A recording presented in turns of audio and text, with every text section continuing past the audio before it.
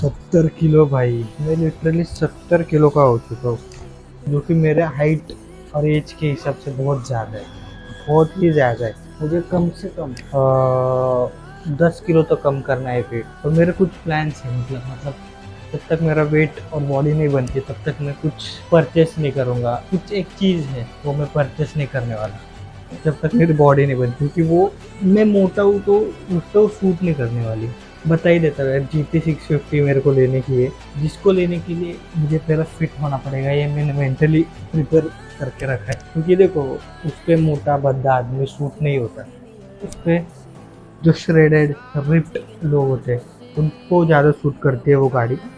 वो GT 650 है यार, उस पर आपको बैठने के लिए भी काबिल होना पड़ेगा। 200 किलो की बाइक, 650 सीसी इंजन।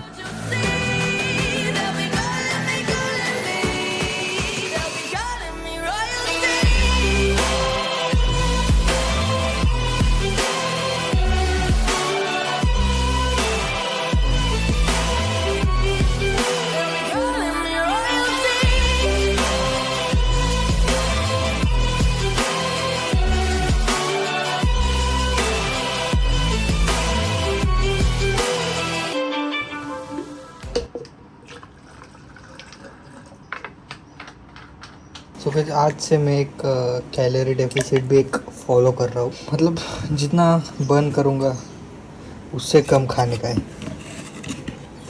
और ये प्रोटीन वगैरह भी लेना चालू कर रहा हूँ।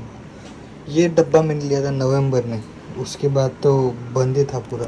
सो ये अभी गोल्ड का चार्ट है। गोल्ड पिछले, अगर मैं वनडे की कैंडल देखूँ, गोल्ड ने ये एक वनडे का सपोर्ट जोन बनाया था जो कि ब्रेक किया, फिर उसको रिटेस्ट किया। अभी ये नीचे की साइड उसने जो फ्राइडे को क्लोज किया था वो पिन बार जैसी बनी थी। सो अभी प्लान क्या है, ये लास्ट टाइम भी किया था। जो अगर आप यहाँ पे देखो तो ये ऑलमोस्ट सेम पैटर्न था। यहाँ पे भी, यहाँ पर भी ऐसे ही फॉल दिया था गोल्ड ने, ऐसी कैंडल बनाई थी और उसके बाद बूम हो गया था।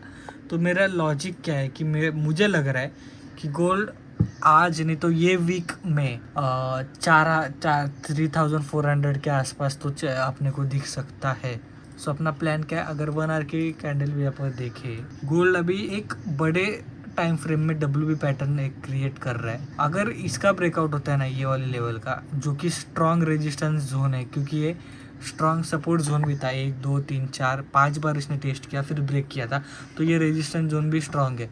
अगर ये ब्रेक होता है तो अपना स्ट्रक्चर भी पूरा बुलिश हो जाएगा। और प्लान यहाँ पे जब 250 के आसपास अपन बाय करेंगे, मैं बाइंग ही देख रहा हूँ क्योंकि ओवरऑल ट्रेंड बड़ा ही है, अपसाइड का ही है, तो मैं बाइंग ही प्लान कर रहा हूँ। तो ये जो लेवल है इसके ऊपर मैं बाइंग सोच रहा हूँ। फिर अगर इसका ब्रेकआउट होता है तो मैं ये तो मैं नहीं बेचने वाला हूँ। फिर इस पे एवरेज करके अपन शायद बड़ा प्रॉफिट अपना हो सकता है।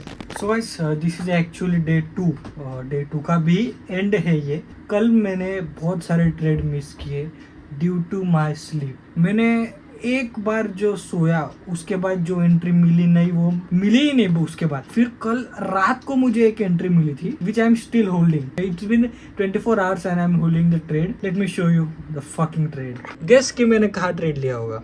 मैंने लिटरली यहाँ पे जो मैंने बताया कि रात को मैंने ट्रेड लिया था, and I have been holding this trade from yesterday and it's still running.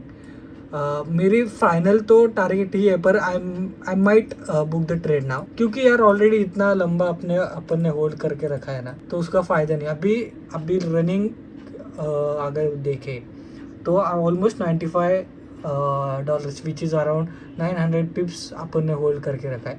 Final target तो 120 पिप्स का है, but I don't think so we will hold that much target. As you can see it's been 13,000 in profit, $17,500 in overall quantity, overall account. Here we go. These are the trades जो कि मैंने लिए थे। ये सबसे पहले quantity ली थी जो मैंने रात को ली थी, मैंने बताया। उसके बाद फिर मैंने ऐड करते गया, छोटे क्वांटिटी से ऐड करते गया। इट्स नॉट कि मैंने बहुत ज़्यादा क्वांटिटी ली थी, कुछ बड़ी क्वांटिटी नहीं ली थी मैंने, बस 2 लॉट लिए थे ऑलमोस्ट। पर क्योंकि मैंने ये मेरी जो एंट्री इतने नीचे हुई थी उसके बाद मेरे को ये प्रॉफिट नहीं करना था, इसलिए मैंने कम कम लॉट सीखे। अगर मैं यहाँ पे ज़्यादा लॉट लेता तो प्रॉफिट स्काई रॉकेट होता। But it's not gambling, it's trading, right? So we are booking. अभी तो थोड़ा सा नीचे आया, I might wait for few minutes. So okay guys, फिर से ये एज वी सेड कि ये ऊपर आया। I am waiting. अभी मेरे को यहाँ पे चाहिए $18,000, वरना मैं ये कट नहीं करने वाला ट्रेड। 18,000 दिखा है तो ही कट करूंगा, that's my goal. So we are cutting around $18,000, नहीं तो मैं कट ही नहीं कर रहा भाई ये trade. So guys I guess it's time to cut out trade. मेरे को अभी ये ट्रेड होल्ड करके सोना नहीं है, एक रात मैंने गुजार ली है, अब मैं ये अभी नहीं इतना सहन कर सकता। I am cutting the trade now and I have to sleep, क्योंकि अब नहीं चाहिए इतना, अब ख़त्म हो गया मेरे को, अभी नहीं चाहिए, बस हो गया।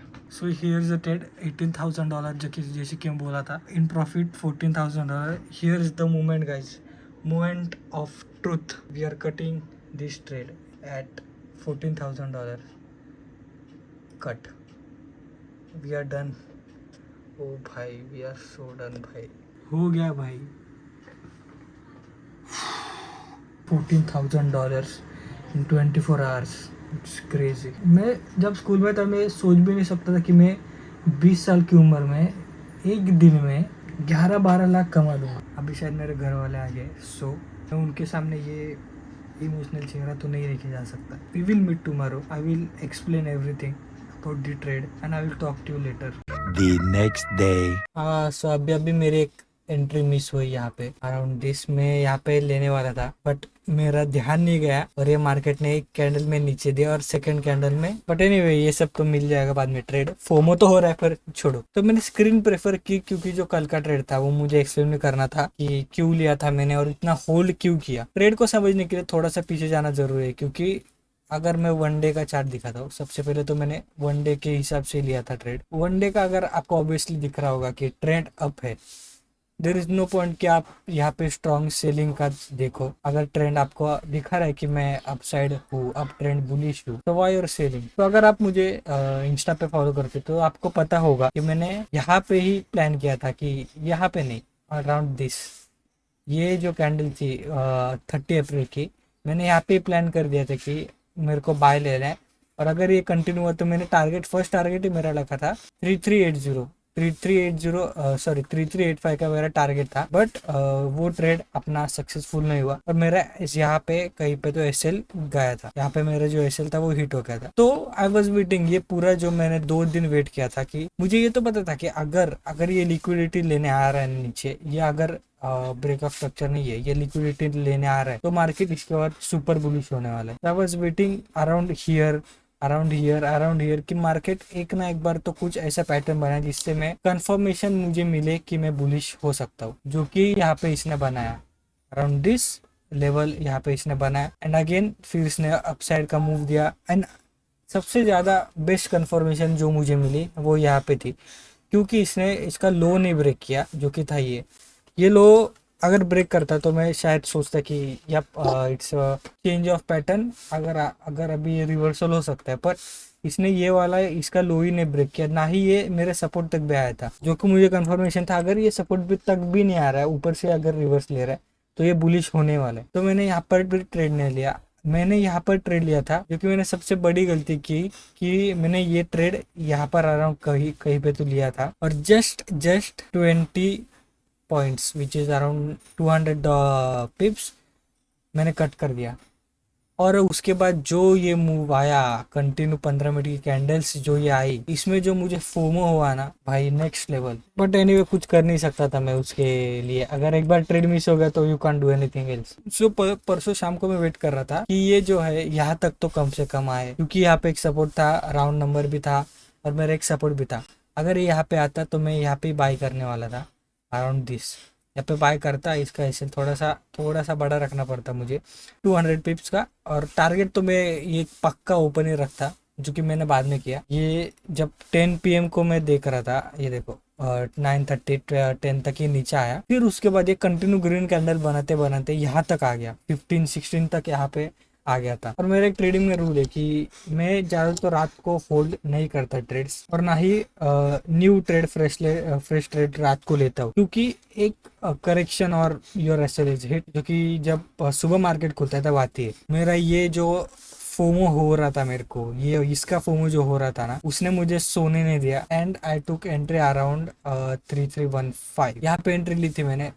एसएल तो रखा था मैंने अराउंड 300 का, और इसका टारगेट भी ऑफ कोर्स ओपन था। सुबह सुबह इसने जो एक ग्रीन कैंडल बनाई 6-6:30 बजे की, जब एशियन मार्केट्स वगैरह खुलते, उसके बाद इसने जो ग्रीन कैंडल बनाई, फिर मैंने लॉट ऐड किए, फिर अगेन लॉट ऐड किए, फिर यहाँ पे जो ये रिट्रेसमेंट आया, यहाँ पे कुछ लॉट ऐड किए थे, फिर जो ऊपर जाके ये फिर से नीचे आए, फिर यहाँ पे लॉट ऐड किए। यहाँ पर जो सपोर्ट बनाया था, मैंने ये इंस्टा पर भी डाला था कि अगर आप गोल्ड में हो एंड यू हैव गट्स, आप यहाँ पे गोल्ड बाय करो, बिंदास गोल्ड बाय करो। एंड टारगेट, लास्ट टारगेट मैंने 430 का रखा था। ज्यादा छोटा एसएल और टीपी बहुत बहुत बड़ा टीपी था ये। लोगों ने मेरे को मैसेज भी किया था कि इतना बड़ा टीपी तो नहीं होगा, नहीं हिट होगा, बट यहाँ पे एक फेकआउट दिया मार्केट ने, उसके बाद जो रैली दिया धीरे धीरे धीरे धीरे धीरे धीरे करके, और रात को अराउंड 230 अपना जो लास्ट का टारगेट था वो हिट हो गया था, विच वॉज 430। मैंने जो ट्रेड लिया था यहाँ पे वो भी छोड़ दो, वो मैंने लिया ही नहीं, समझो।